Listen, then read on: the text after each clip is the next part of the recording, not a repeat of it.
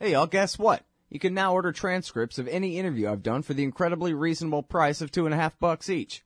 Listen, finding a good transcriptionist is near impossible, but I've got one now. Just go to scotthorton.org/transcripts, enter the name and date of the interview you want written up, click the PayPal button, and I'll have it in your email in 72 hours max. You don't need a PayPal account to do this. Man, I'm really going to have to learn how to talk more good. That's scotthorton.org/transcripts. All right, you guys. Welcome back to the show. Thanks for being here. I'm Scott Horton. Our first guest today is our friend Yousaf Butt. He is a senior scientific advisor to the British American Security Information Council, that's BASIC, in London. He is a nuclear physicist, a legit one, not just some crank who claims he's one to the Washington Post, which unquestionably repeats it. Welcome back to the show. How are you doing, Yousaf? Good to be here. Everybody knows I'm talking about David Albright, who he never apologized, but he did have to stop calling himself a scientist, you know. Anyway, hey, happy to have you here. Everybody, you should know, I don't know if you do, but there's this great blog called armscontrollaw.com. It's written by a guy named Dan Joyner, and he's got a lot of great stuff on Iran specifically in here, what I know of. And oftentimes he has guest posts like this one from our friend Yousaf Butt. And this one is called Elephant Not in the Room. Whither the mythological Parchin explosion chamber? Great question. What happened was the IAEA went to Parchin and they inspected the suspicious room, I guess adjacent to the pink tarp, which was actually just insulation. But anyway, and they went in there and there was no explosion chamber. And so you're asking, where did it go?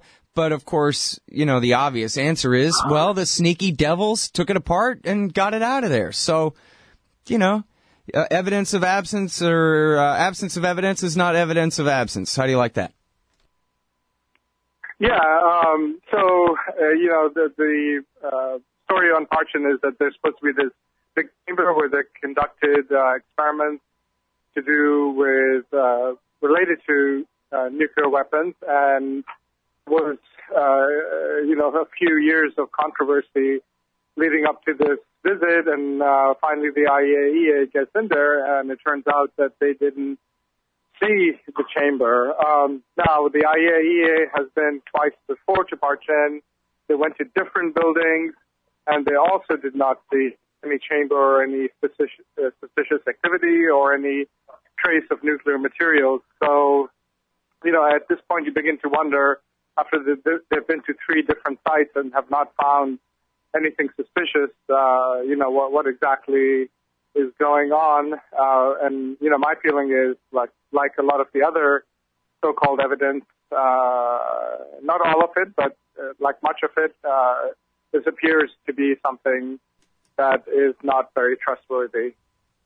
All right. Now, so, okay, that's the Occam's razor explanation, is that the whole thing was made up by the Israelis, just like the smoking laptop and the rest of this so-called possible military dimensions. And why should anybody believe any of these accusations when we've all read Gareth Porter's book? We all know this is a manufactured crisis about a nuclear weapons program that never existed. So get over it.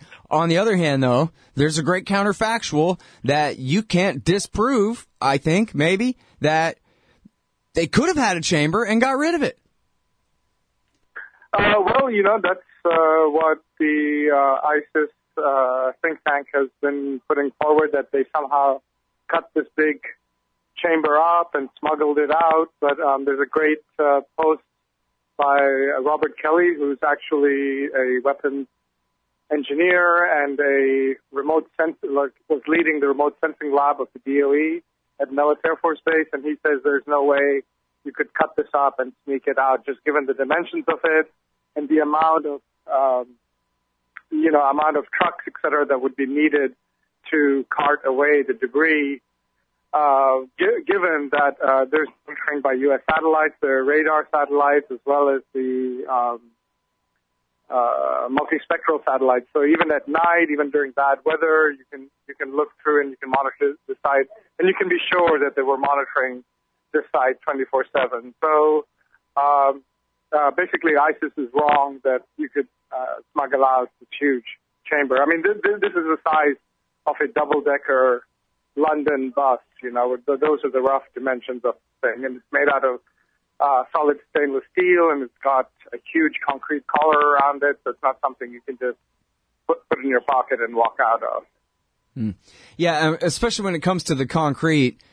Kelly shows an example of the kind of rebar matrix reinforcement steel bars that would have had to have been then filled with concrete in order to be. Yeah, I mean, I think most people are familiar with, like, if you're going in a deconstruction site, you know, where they're breaking down one of these buildings and they have that huge crane outside and they're smashing it in by this pneumatic hammer. That's the kind of, you know, devices you need to take this thing apart. So it's not, and this is especially reinforced, like even much more than normal buildings. So, you know, you'd need to take in one of those cranes and you'd need to take out the material finally, and there's no evidence that happened. Yeah. I mean, the funny joke is that they could have ever put this thing together there in the first place without the Americans knowing. You know, as though. I mean, yeah. I mean, there may be chambers at Parchin. I mean, the people do use explosion chambers, but this specific large size one that they're saying was specifically for having to do with nuclear weapons testing, the evidence is not coming together. I mean, this is the third time the IAEA went into Parchin and has not found anything suspicious. Now, we are waiting on the results of the swipe testing where they test for trace nuclear material. So it could be something comes up. I don't know. We'll have to wait and see. But certainly this chamber is not there. So whatever comes up is not related to this specific thing that the PMD file was so concerned with. Mm-hmm. Well, I'm sure that all 150 million people on the so-called right in America missed the fact that the IAEA was allowed right into Parchin, that there was no 24-day delay of dragging their feet like in the gigantic fake talking point scandal that they had drummed up in opposition to this deal.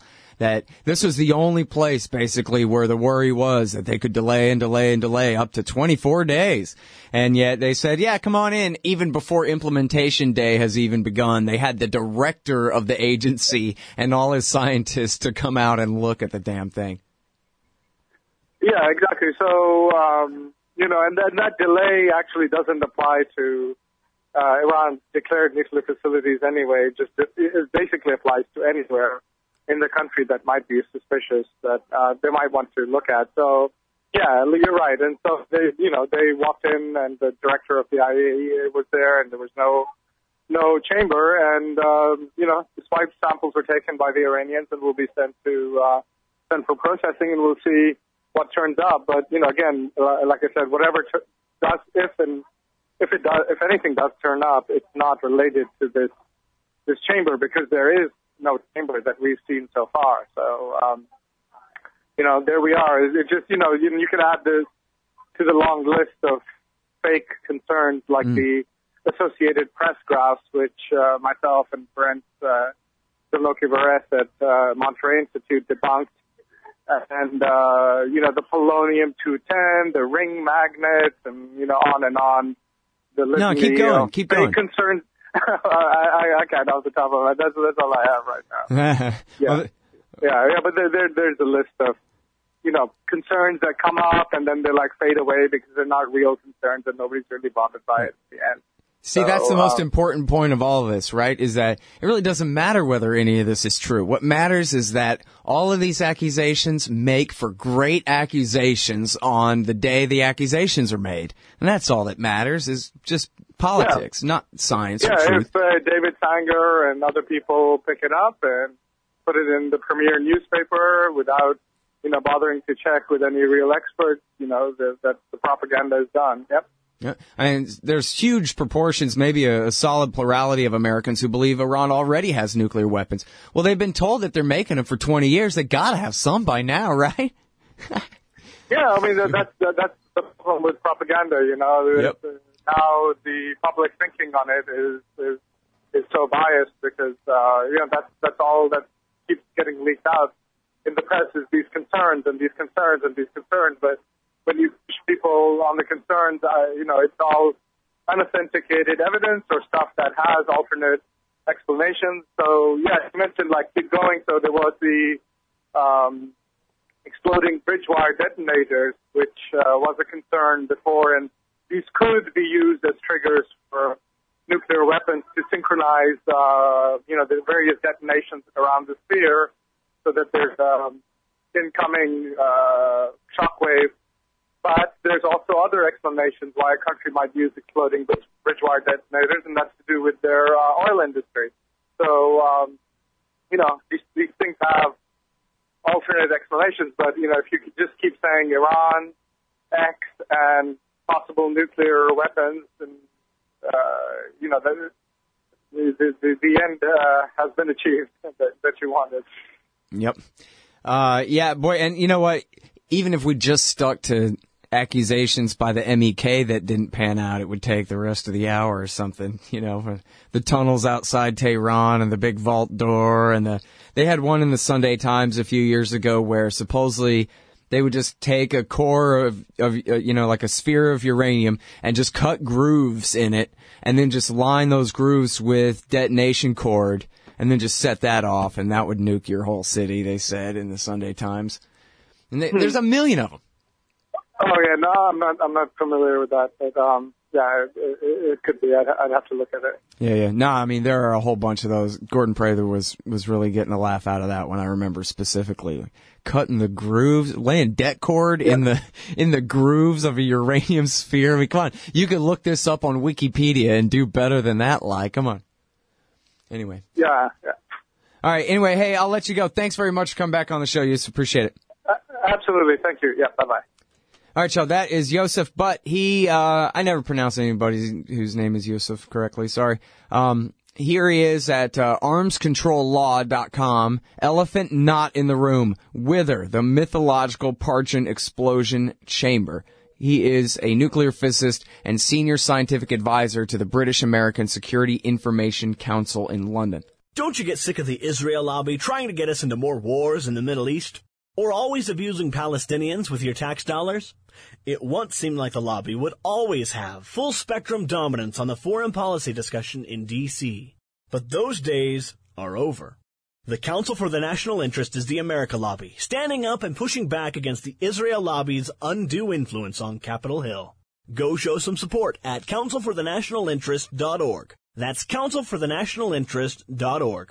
Hey, I'll check out the audiobook of Lew Rockwell's Fascism versus Capitalism, narrated by me, Scott Horton, at audible.com. It's a great collection of his essays and speeches on the important tradition of liberty. From medieval history to the Ron Paul Revolution, Rockwell blasts our statist enemies, profiles our greatest libertarian heroes, and prescribes the path forward in the battle against Leviathan. Fascism versus Capitalism by Lew Rockwell for audiobook. Find it at Audible, Amazon, iTunes, or just click in the right margin of my website at scotthorton.org. Hey, y'all, Scott Horton here for Liberty.me, the social network and community-based publishing platform for the liberty-minded. Liberty.me combines the best of social media technology all in one place and features classes, discussions, guides, events, publishing, podcasts, and so much more.